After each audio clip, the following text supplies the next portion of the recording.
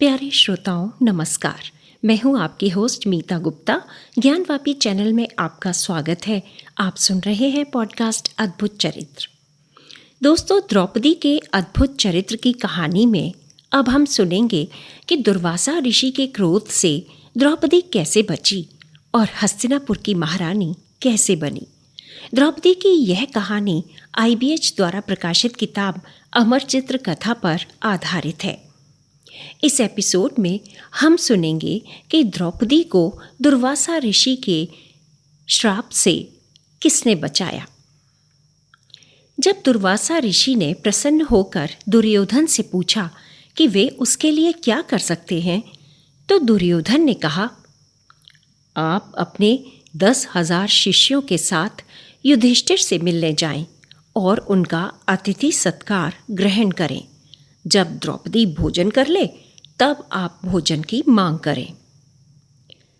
दुर्वासा ऋषि ने ये बात मान ली और वे अपने 10,000 शिष्यों के साथ वन में युधिष्ठिर के यहाँ पहुँच गए।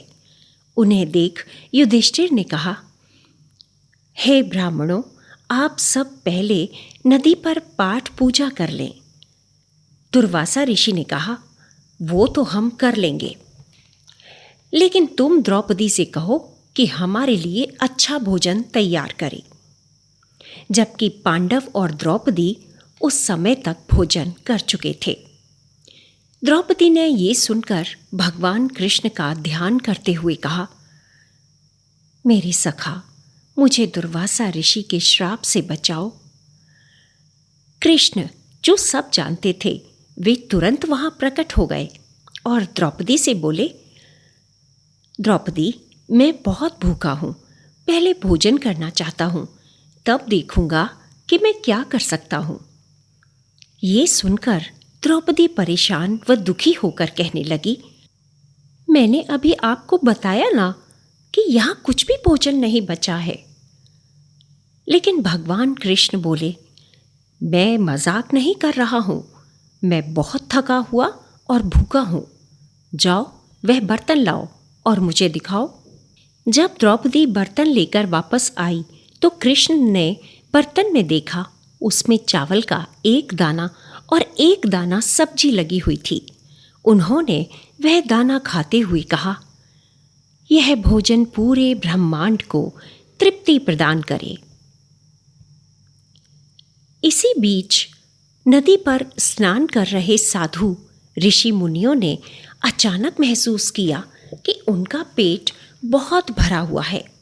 उन्होंने सोचा कि अब हम द्रौपदी के सामने कैसे जाएं, इसलिए वे सभी नदी से ही आगे वन में चले गए।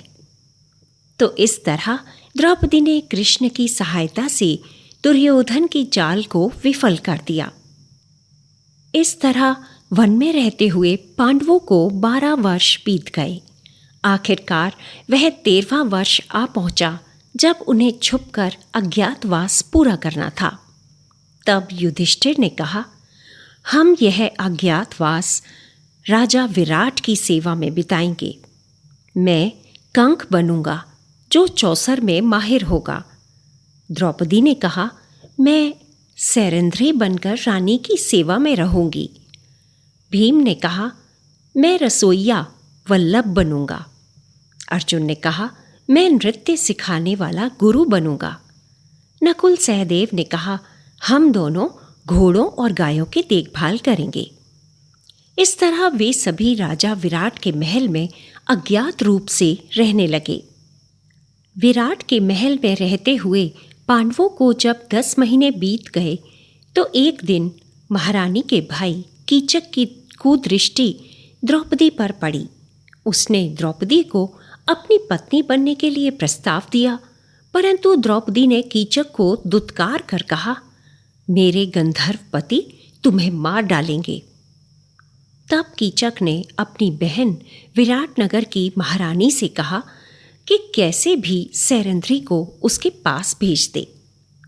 तब महारानी ने एक दिन सैरंध्री को बुलाकर कहा, मेरे भाई कीचक के पास जाओ और थोड़ी सी शराब ले आओ। सैरंध्री ने महारानी को बताया कि कीचक उसे छेड़कर परेशान करता है। तो महारानी ने कहा, मैं भेज रही हूं तुम्हें, इसलिए वह कुछ नहीं करेगा। सैरंध्री बनी द्रौपदी महारानी की आज्ञा मानकर कांपती हुई कीचक के कमरे में पहुंची और महारानी के लिए शराब मांगी। कीचक ने सैरंध्री को छेड़ते हुए कहा, तुम मेरे पास आकर बैठो, कोई और शराब ले जाएगा। ये सुनकर द्रौपदी फौरन मुड़कर भागने को हुई। तभी कीचक ने द्रौपदी का हाथ पकड़ लिया। ये सुनकर द्रौपदी फौरन मुड़कर भागने को हुई। तभी कीचक ने द्रौपदी का हाथ पकड़ लिया और जबरदस्ती करने लगा। द्रौपदी ने अपने गंधर्व पतियों की चेतावनी दी तो कीचक सैरंध्री को खींचकर विराट के महल में ले गया। वहां पैर से सैरंध्री को ठोकर मारकर राजा विराट के सामने गिरा दिया। राजा विराट के महल में उस समय युधिष्ठिर राजा के साथ चौसर खेल रहे थे और भीम राजा का खाना परोस रहा था। वे दोनों द्रौपदी का अपमान होते देखकर भी कुछ नहीं कर सकते थे। द्रौपदी ने मन में सोचा, मेरे पति किस काम के जब वो मेरे अपमान का बदला ना ले सकें। वे दोनों उस समय असहाय थे क्योंकि अज्ञातवास के वर्ष में वे अपनी पहचान छिपाकर रह रहे थे। तभी युधिष्ठिर ने सैरंध्री से कहा, तुम रानी के पास जाओ, तुम्हारे गंधर्व पति तुम्हारी रक्षा करेंगे।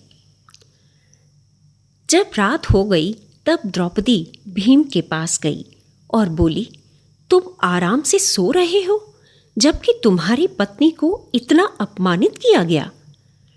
भीम ने द्रौपदी को समझाते हुए कहा, हम तुम्हारे हर एक अपमान का बदला लेंगे द्रौपदी, जब हम स्वतंत्र हो जाएंगे। लेकिन द्रौपदी बोली, मैं महारानी होकर तुम लोगों की खातिर ये दासी का काम कर रही हूं। महारानी के लिए चंदन घिसते घिसते मेरे हाथों में छाले पड़ गए हैं। रोते हुए वह बोली, क्या मेरे पति मुझे ठोकरें खाते हुए देखते रहेंगे? ये सुनकर भीम उत्तेजित होकर बोला, जब कीचक तुम्हें ठोकर मार रहा था तब मैं उसका वध उसी समय कर देता, लेकिन युधिष्ठिर ने इशारे से मुझे रोक दिया।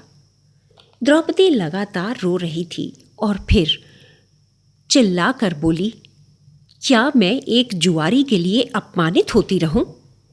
भीम ने द्रौपदी को चिल्लाने से रोका कि अगर युधिष्ठिर ये सुन लेंगे तो वह अपनी जान दे देंगे।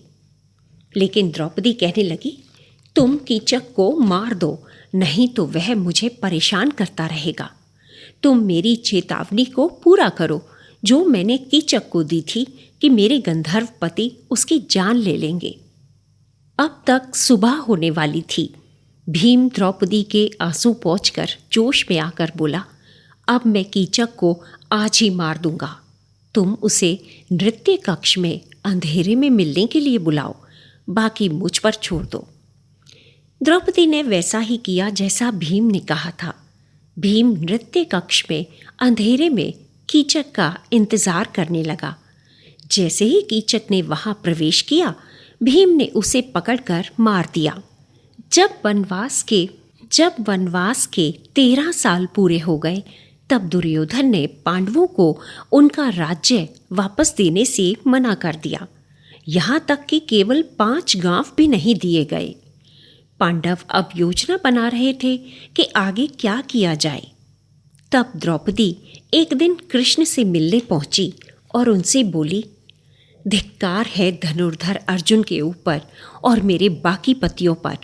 मुझे शर्म आती है कि दुर्योधन अभी तक जीवित है। फिर भावनाओं में बहकर वह जोर जोर से विलाप करने लगी और कहती रही, हे कृष्ण, जब तक दुशासन के वे हाथ नहीं कट जाएंगे तब तक मुझे शांति नहीं मिलेगी। 13 साल से मेरे दिल में बदले की आग जल रही है। ये कहते हुए द्रौपदी फूट फूट कर रोने लगी। तब श्री कृष्ण ने उसे सांत्वना देते हुए कहा, तुम अब अपने शत्रुओं को मरता हुआ देखोगी। अपने पतियों को फिर से हस्तिनापुर राज्य का शासन करते हुए देखोगी। कुछ समय बाद पांडवों और कौरवों में युद्ध का समय निश्चित हो गया। ये युद्ध 18 दिन तक चला। रण क्षेत्र में भीम ने दुशासन के हाथ तोड़ दिए और बोला, ये द्रौपदी को खींच कर लाने के लिए। फिर भीम ने अपनी प्रतिज्ञा पूरी करते हुए दुशासन की छाती चीर कर उसका लहू पिया और द्रौपदी ने दुशासन के लहू से अपने बाल धोए। अंत में भीम ने अपनी दूसरी प्रतिज्ञा पूरी की, दुर्योधन को मारकर। युद्ध में भीम और दुर्योधन का भयंकर युद्ध छिड़ा हुआ था।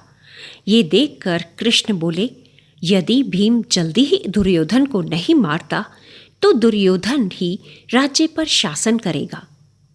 कृष्ण की ये बात भीम ने सुन ली और उसे पुरानी बातें और अपने अपमान याद आ गए। तब भीम चिल्लाकर बोला, तुमने भरी सभा में द्रौपदी का अपमान करते हुए उसे अपनी जंघा पर बैठने के लिए कहा था ना, क्योंकि मैं उस समय असहाय था। तब भीम ने श्री कृष्ण को देखा। कृष्ण ने दुर्योधन की जांघ पर मारने का इशारा किया। भीम ने गदा के जोरदार वार से दुर्योधन की जंघा तोड़ डाली और उसे मार दिया। 18वें दिन युद्ध समाप्त हो गया। पांडवों की विजय हुई। कृष्ण का द्रौपदी को दिया वचन पूरा हो गया था। युधिष्ठिर हस्तिनापुर के राजा बने और एक बार फिर द्रौपदी हस्तिनापुर की महारानी बनी। तो दोस्तों, ये थी कहानी द्रौपदी की। अगर आपको ये पॉडकास्ट अच्छा लग रहा हो तो प्लीज़ इसे सब्सक्राइब, लाइक और शेयर ज़रूर करें। मिलते हैं अगले एपिसोड में एक नए चरित्र के साथ। तब तक के लिए नमस्कार और पॉडकास्ट सुनने के लिए धन्यवाद।